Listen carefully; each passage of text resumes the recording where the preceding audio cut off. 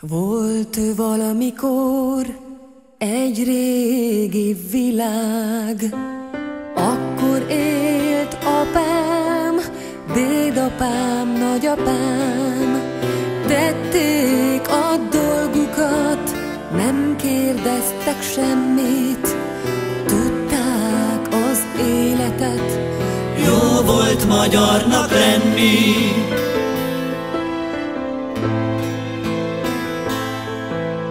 Jött valamikor egy másik világ, jött a zöld szemű rózsa, és jött a kormorán. Lett egy nagy család, lesz mit elmesélni. Volt valahol egy hely, hol jó volt magyarnak lenni.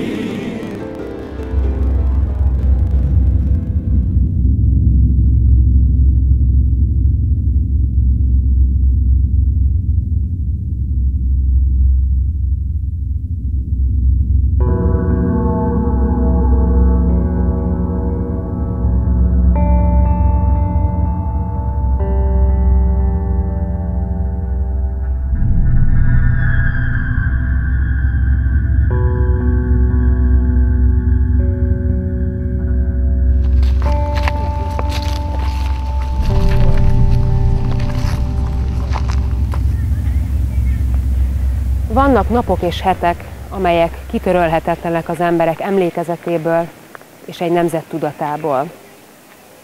Az 1956-os magyar forradalom és szabadságharc ezen időszakok közé tartozik. 1956. októberében a szocializmusban felserdülő gyermekek, ifjak, munkások és értelmiségiek kimertek állni a hazánkat elnyomó és túlsúlyban lévő szovjet erőkkel és hazai csatlósaikkal szemben. Nem merészség volt ez, annál sokkal több. Felelősség az életükért, a családjukért, a hazájukért és a jövőjért. Ma talán már el sem tudnánk képzelni, hogy milyen is lehet szabadság nélkül élni. Emlékezzünk az 1956-os magyar forradalmárokra és szabadságharcosokra. Budapest, 1956. október 23-a, külön tudósítunk telefonjeltése. Miénk az utca, hirdeti címében a Szabad Ifjúság néhány perccel ezelőtt megjelent különkiadása. Valóban miénk az utca, hiszen délóta több mint 200 000 hömpölyögnek a pesti utcákon. Tüntet a pesti ifjúság. Megpróbálom röviden, gyorsan rendszerezni a mai nap viharos eseményeit. A kora reggeli órákban a budapesti egyetemek ifjúsága rendkívüli nagygyűléseken elhatározta, hogy a lengyel események kapcsán rokonszenvű kifejezéseként ma délután népes tüntetést rendez. Mint derült égből a villámcsapás, úgy jött valamennyivel délután a váratlan hír, hogy a belügyminiszter a mai napra gyülekezési tilalmat rendelt el, és betiltotta a pesti ifjúság tüntetését. 14:30 után néhány perccel 2 gépkocsi érkezett a Petőfi szobor előtti térre a jó hírrel, hogy szabad a tüntetés. Kuczka Péter, a fiatal magyar költő szavait, hogy szabad a tüntetés, óriási tapsvihar és éljenzés fogadta. Megindult az ifjúság. Hatalmas, erős, népi egységet, bátorságot és a jövőbe vetett biztos hitet kifejező ragyogó menete. Végig a városon, amerre csak elvonult ez a több százezres tömeg, mindenütt éljenzés, tapsorkán fogadta az ifjúságot.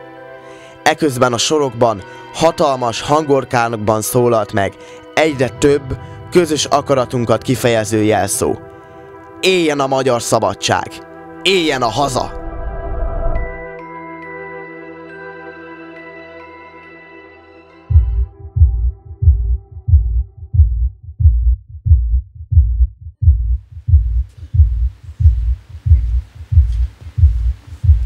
Még akkor nem voltak fegyvereink, de már dühünk igazi volt.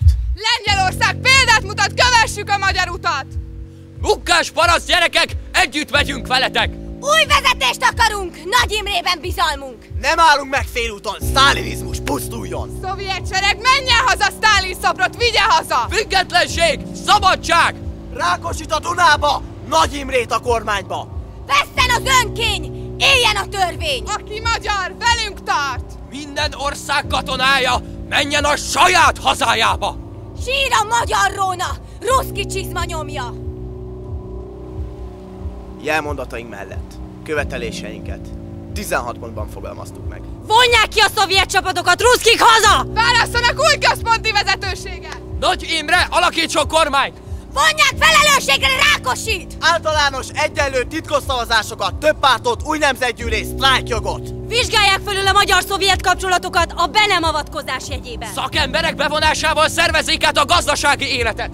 Hozzák nyilvánosságra a külkereskedelmi szerződéseket! Tegyék teljes revízió alá az ipari normákat, és állapítsák meg a munkáslétminimumot! Fektessék új alapokra a beszolgáltatás rendszerét! Bocsássák szabadon az áltartlanul elítélteket! Teljes vélemény és szólásszabadságot, szabad rádiót, Mefesz újságot! Távolítsák el a Sztálin szobrot! Új nemzeti jellegű címert a katonáknak, új a magyar hagyományoknak megfelelő egyenruhát! Szolidaritást a lengyel néppel! Október 27-én gyűjjünk össze egy országos diákkonferenciára, ahol megvitatjuk a követeléseinket.